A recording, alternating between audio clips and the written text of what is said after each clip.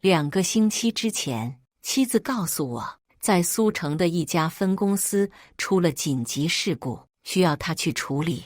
但令我没想到的是，他根本就没有出差，而是带着他的初恋男友将我和他的孩子打掉了。曾经，我因为他自从李子恒回来后，他一直和李子恒纠缠不断，和他一直争吵、冷战。但这次我却平静地关掉了手机。我心中已明白，从老婆打掉孩子的那一刻起，我和他7年的婚姻也宣告结束。大家好，开始今天的分享之前，希望你能给人间烟火点个订阅，我将会分享更多优质的内容。在电话不接、短信不回、消失了2个礼拜后，我的妻子沈佳宜终于回来了。张时先，你还愣在那干什么？快过来给我换鞋。他看我还在那里玩着手机，没有起身迎接他，掐着腰怒斥起来。以前只要他一进门，我就会迎上去给他穿好拖鞋，将他的外套和包包接过来挂好。但今天我坐在沙发上没有起身，只是轻声地说了一句：“你自己有手。”张时先，你这是什么态度？你可别忘了，我肚子还有。他的话说不下去了，脸色有些僵硬地站在那里。还有什么？我的孩子吗？他不是在2周前就被你打掉了吗？我看了眼他的肚子，原本有一些微微隆起的弧度，此刻却变得异常平整。老公，你都知道了。他将手放到了肚子上面，小心翼翼地看了我一眼。知道什么？知道你没问我的意见就打掉了我们的孩子，还是你消失了2个礼拜去陪你的初恋男友？我嘲讽地看着妻子，从没想到她竟然如此的狠心，居然可以随随便便就抹去一条生命。我知道最近我和他的感情出了一点问题，但我没想到他会因此去做引产手术。要不是看到他初恋男友李子恒发的纪念日视频，恐怕到现在还被他们蒙在鼓里。老公，我打掉孩子是有原因的，你听我解释。你不用向我解释，孩子就在你的肚子里，他的去留自然由你决定。我嘴上说的轻描淡写，但心却在滴血，疼得厉害。我盼望那个孩子盼了那么久，当得知她怀孕的消息后，我高兴的一晚都没有睡觉。我曾天真的以为孩子的到来或许能让我们的感情修复如初，但一切只是我以为。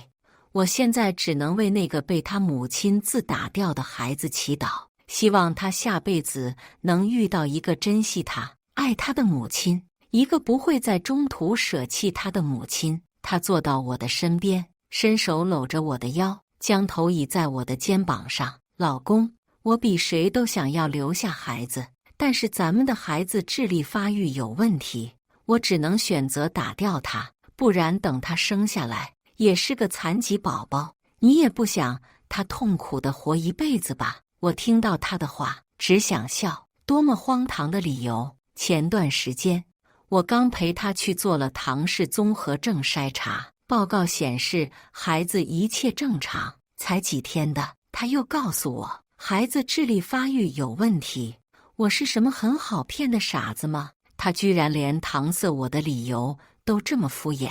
在哪家医院做的检查？什么？我问你，在哪家医院做的检查？有检查报告吗？给我看看。事到如今，我还是不敢相信，曾经那么爱我的妻子，会舍得打掉我们千辛万苦才得来的孩子。也许孩子真的有问题，他不得已才打掉了。没有检查报告，我没去医院做检查。他摇了摇头。你说什么？我猛地从沙发上站了起来，震惊地看着他。没有检查报告，他就直接敢肯定孩子智力有问题，打掉了肚子里的孩子。你一惊一乍的干什么？吓我一跳。他拧着眉头，怒斥我。是子恒告诉我的，他说我走路的姿势不对，我肚子里的孩子智商发育有问题。老婆的语气缓了一些。又是李子恒。自从妻子初恋男友李子恒回国后，我和他的感情就变得越来越差，几乎是到了破裂的边缘。李子恒就像是一把利剑，横空刺进了我和沈佳宜之间，给我们这个原本幸福的小家留下了千疮百孔的伤痕。李子恒一个荒唐理由，沈佳宜这个一向精明的女总裁，居然查都没查就直接相信了，甚至拿出差当借口去打掉了我的孩子。还有李子恒这个混蛋，我原以为他只是插手我和老婆的感情，但我没想到这个混蛋居然如此的丧尽天良，生生的将一个孩子的生命扼杀在摇篮里。老公，咱们是不是要好好的感谢一下子恒呀？毕竟是他帮我们挽回了损失，若不是他，我们就要生一个残疾宝宝了。这周六我们请他吃饭好不好？我看着沈佳宜，觉得他的脑袋是不是被驴踢了？孩子都被人哄骗的打掉了，他居然还要请骗他的人吃饭。我冷着一张脸看着他，只觉得心中的怒火已经快要压制不住了。张时先，你这是干什么？摆着一张臭脸给谁看？我每天工作已经很累了，你回家还要和我发脾气？子恒帮我们避免一个残疾孩子的出事，我们不应该好好感谢他吗？他有些生气，直接从沙发上站了起来，拧着眉头朝我怒斥：你是不是傻？你就没有怀疑过李子恒的动机？李子恒是医生吗？他说孩子有问题，你居然就相信了？你在商场上精明哪去了？那是一条生命，你就这样把它放弃了？我心中的怒火已经彻底压制不住，朝着妻子愤怒地喊道：张时先，李子恒帮我们挽救了损失，你居然还在怀疑他？你还有没有良心？沈佳宜冷着一张脸，瞪着眼睛。曾经我觉得他那一双桃花眼是多么的迷人，但现在我却觉得他的眼神中带着满满的冷意，再也没有当初温柔的模样。他竟然为了一个杀死我孩子的凶手质问我，我的心中涌出了浓浓的酸涩。我从没想到我会遇到如此荒唐的事。沈佳宜，李子恒在我们的婚姻中横插一脚，我忍了。你在我们两个的结婚纪念日去陪他，为了我们的婚姻，我当作没看见。但我从没想到他居然如此混蛋，用一句荒唐的理由就结束了我孩子的生命。既然你那么的相信他，以后你和他过吧。我不想再和沈佳宜争吵了，再吵下去又有何意义？只是给我徒增伤心罢了。一个装睡的人是无论如何也叫不醒的。张时先，这么晚了，你要去哪？我还饿着肚子呢，你现在居然连饭都不给我做了，长本事了是吧？老婆的语气带着浓浓的怒气，还有一丝的不可置信。是啊，自从他有过一次胃病之后，无论他回家有多晚，我都会为他准备好一份晚餐。但现在我却对他不管不顾，不是我不想管他，而是他的行为伤透了我的心。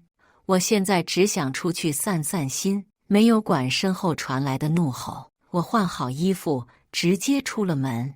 我漫无目的地走在街上，心中苦涩不已。10年了，我和沈佳宜已经在一起10年了。我为他做了那么多，却还是比不上他刚回国1个月的初恋男友。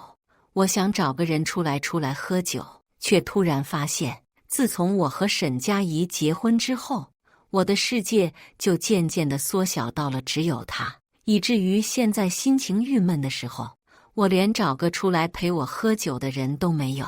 这10年，我过的是如此的孤单。汽车鸣笛声突然响了，一辆车停在了我的面前。时倩，这么晚了，你不在家照顾佳宜，在乱逛干什么？还有，你也不看到前面就是电线杆，我若是不按喇叭，你就撞上去了。一道清冷的声音从车里传出。当车玻璃摇下来的时候，我看到了一个熟人，张诗雅，是你。我对着张诗雅苦涩一笑，怎么，心情不好？刚好我还没有吃饭，一起喝点。看着车里的家人，我点了点头。其实我认识张诗雅很久了，她是我高中的同学，那个时候我和她是很要好的朋友。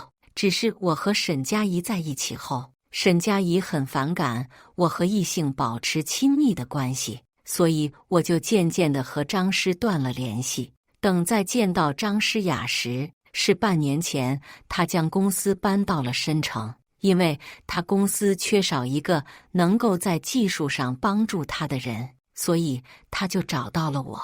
只是那时候我所有的心思都在沈佳宜的身上，所以我就婉拒了她。在餐桌上，我告知她要去她的公司上班的时候，她愣愣地看着我，沉默了一下，她才说：“我等你，最起码等佳宜过完月子，你再来我公司上班也不迟。”我听闻张诗雅提到了过月子，就不由自主地想到了我那苦命的孩子。那个孩子现在可能已经重回天堂了吧？沈佳宜能同意你出来工作，吃着饭。张诗雅看似漫不经心地朝我问了一句，我沉默了一下，没有回答，只是将盘中的苦瓜放到了嘴里，嘴里有一阵阵苦味在蔓延。沈佳宜怎么可能会同意我出来工作？她只允许自己出来工作。从结婚的那天起，她就说以后她赚钱养家，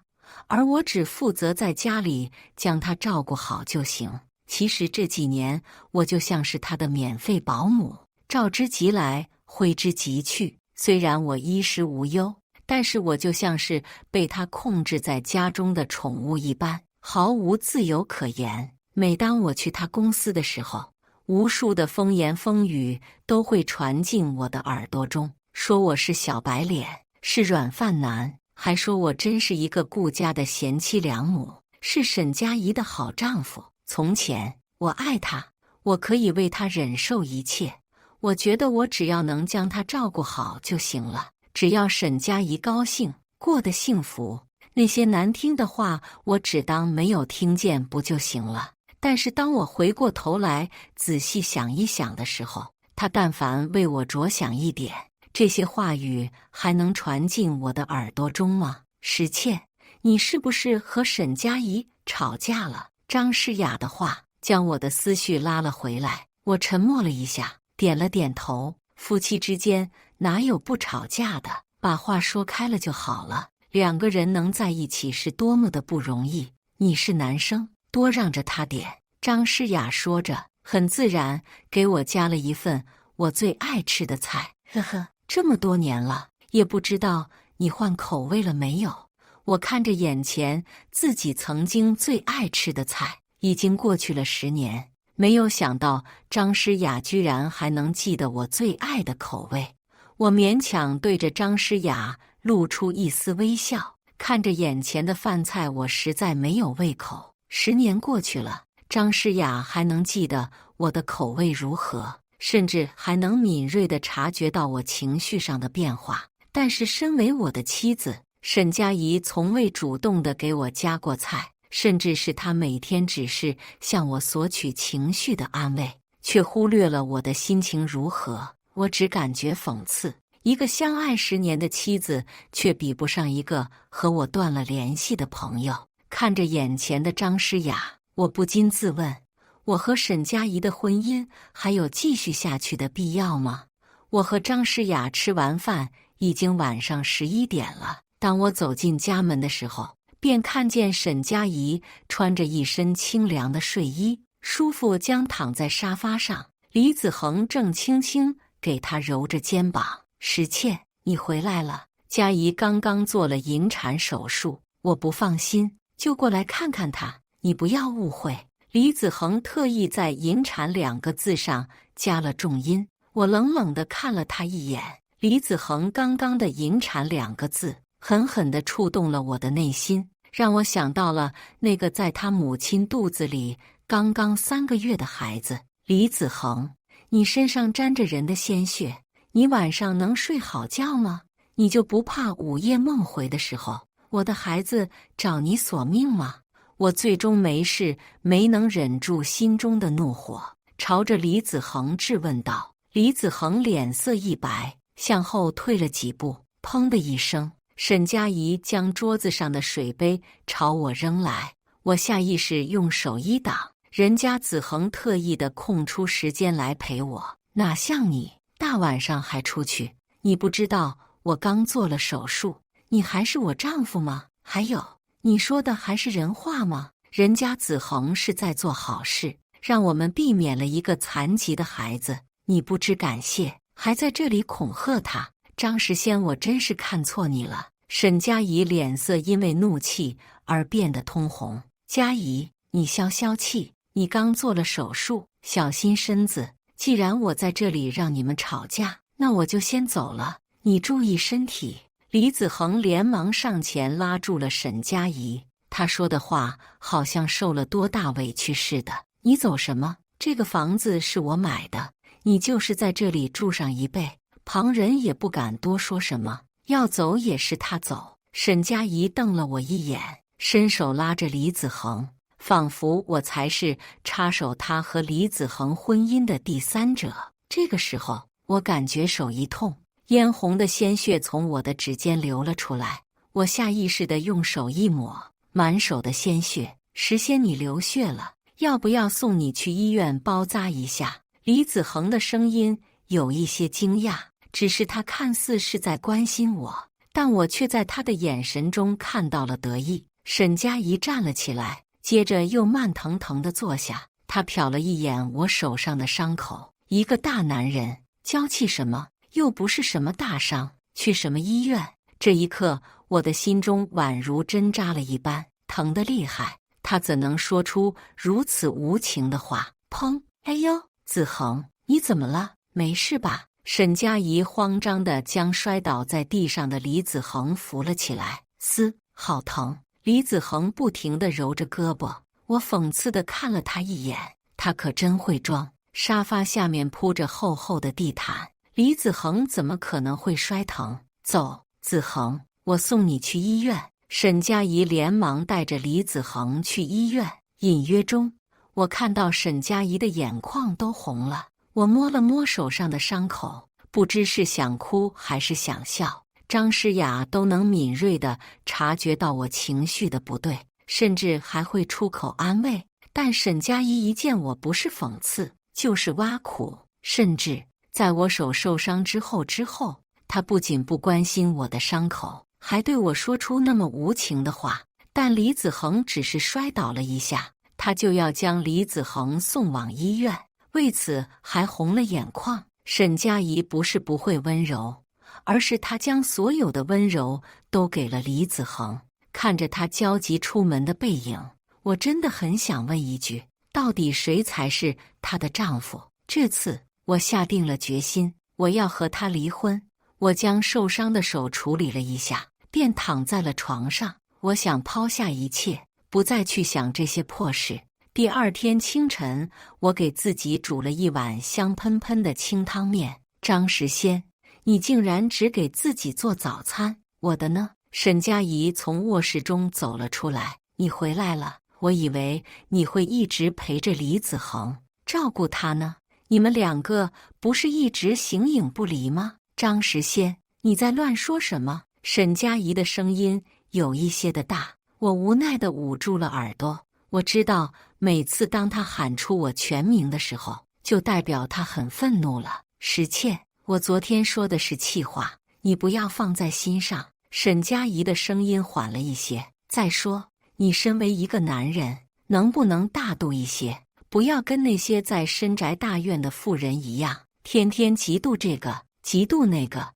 我看了他一眼，接着吃面。时倩，你的手怎么样？让我看看。他说着，便伸出手来，要拉我的手。我将手缩了回去，站起身来，直接去了厨房。你不用管，这是我和他在一起的10年里第一次拒绝他的亲热。呵，时倩，你还在耍这些小伎俩，想引起我的注意。我告诉你，我不吃你这一套。他抱着胳膊，冷笑地看着我。随你。他还想和我一起进厨房，但是我却关上了厨房的门。张时仙，你给我等着！你有种一辈子被让我碰你。沈佳宜走了，我看着自己住了7年的房子的，心中纵有万般的不舍，但是终究还是要和沈佳宜分别。自从沈佳宜打掉那个孩子的时候，我就知道我和他的婚姻再也无法挽回了。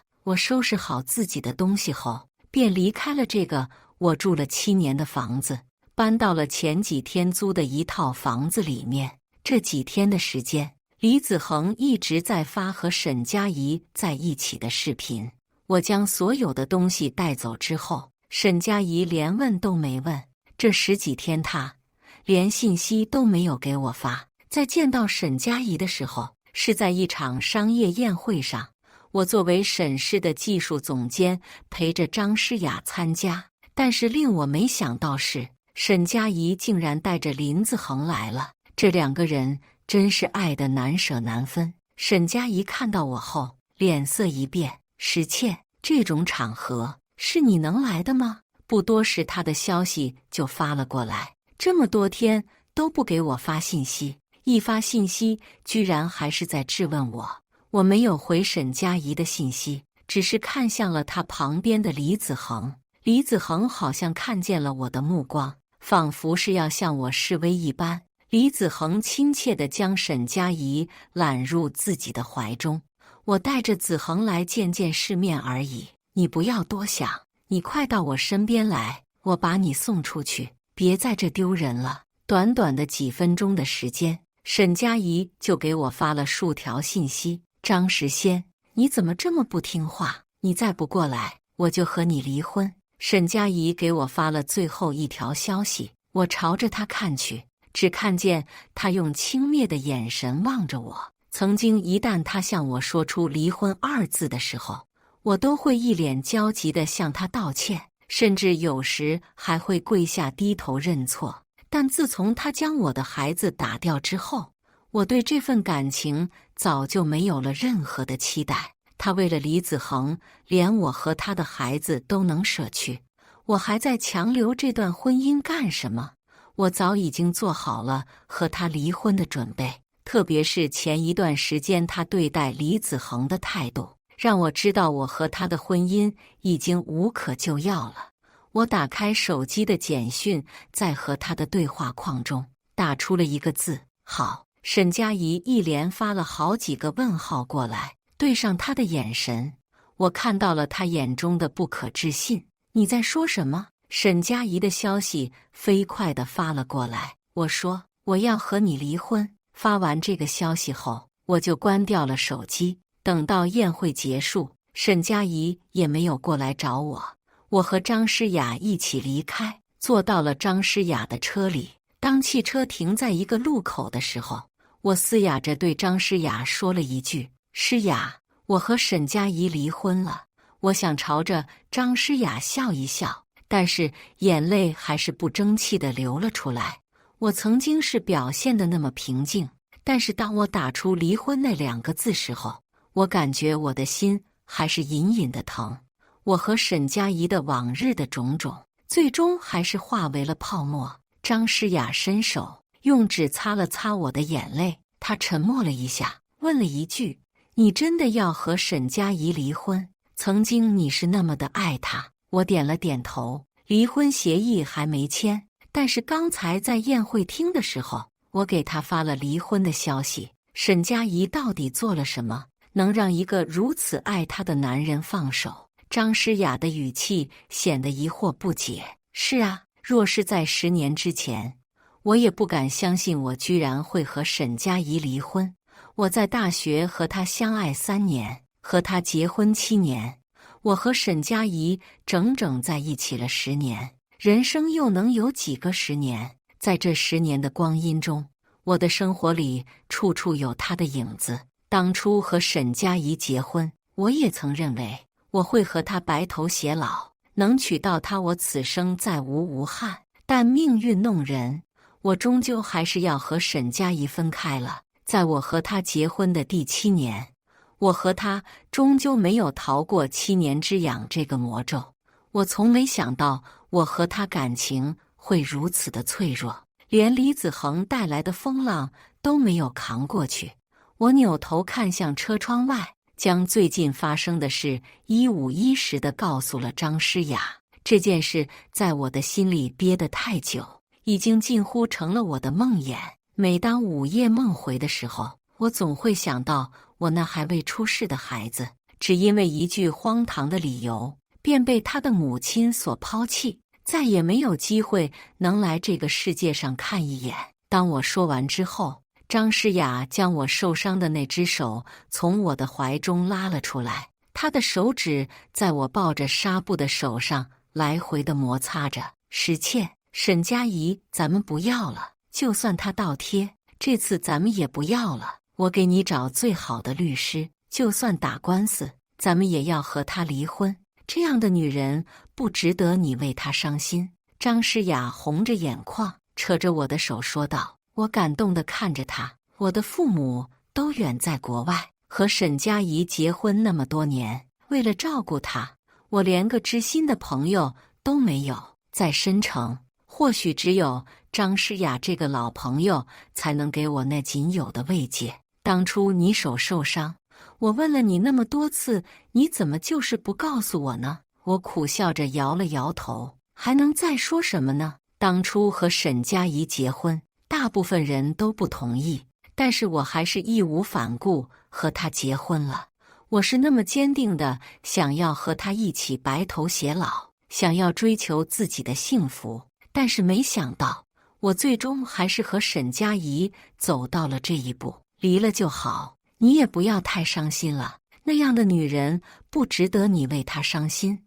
我看着张诗雅的眼神，缓缓地点了点头。我和沈佳宜的感情从此刻开始彻底走向了结束。从宴会厅回来，我都在技术部门忙着工作上的事，我只觉得庆幸和沈佳宜结婚的时候，我没有放弃我在自己专业上的发展。最近沈氏有个项目要忙，我以极大的热情投入到工作当中。我从没想到，一工作会让我这么的充实。张诗雅也联系好了律师，将我和沈佳宜的离婚协议书写好之后发给我。我签完字后就寄给了沈佳宜。因为张诗雅曾摆脱我，为公司重新构建一套新的系统，刚刚忙完了上一个项目，我就将所有的精力都放到了这个系统上面。这么晚了，你还在忙啊？那我给你带了一点宵夜过来。这个系统不急，它不是你一天就能完成的，这是一个复杂的工程。你先吃饭吧。张诗雅的声音传了过来，我抬头看了她一眼。只见他一脸的微笑，见我看过去，举了举手上的饭盒。好，我笑着点了点头。嚯，张诗雅，你的手艺没有退步啊，做的饭还是那么的香，好吃你就多吃点。张诗雅微微一笑，这种感觉好像我们回到了在高中做志愿者的那些时光。是啊，那个时候我们因为组织一些项目，也是经常晚上加班。你还经常给我宵夜过来。我看着张诗雅，笑着点了点头。那个时候可真美好啊！因为重构系统的事，我比往常更忙了一些。只是发给沈佳宜的离婚协议书，不知什么原因，他却迟迟的没有签字。对于此事，我倒并不是很着急，毕竟有另一半的人不是我。因为沈氏公司系统的事，我比之前更忙了。每日都在加班中度过，而张诗雅也总会每天晚上给我带一些宵夜过来。断断续续的，我总会和她聊一些在高中发生的一些趣事。不知不觉中，我因为被沈佳宜伤过，而冰封的心渐渐的有了裂痕，像是冬日的一抹阳光照进早已寒冷的大地上面。我感受到了久违的温暖。张时仙，你来一下九明馆，我想和你见一面。这天沈佳宜破天荒地给我发了信息，我看着这屏幕上的信息，思绪回到了曾经。九明馆对我和沈佳宜的感情来说，是一个特殊的地方，那是我向沈佳宜表白的地方。犹豫了片刻，我在手机屏幕上轻点了几下。好。当我驱车来到九明馆的门前，愣了一下，因为沈佳宜就坐在当初我曾经向她表白的地方，她居然还穿着当初我向她表白时的衣服，一身淡蓝色的连衣裙。曾几何时，我向她表白成功的喜悦还刻在我的脑海中。只是世事无常，我最终还是和沈佳宜分开了。我深深地叹了一口气，推开了九明馆的门。你来了。沈佳宜朝我苦涩一笑。我看了一眼沈佳宜，心中惊了一下。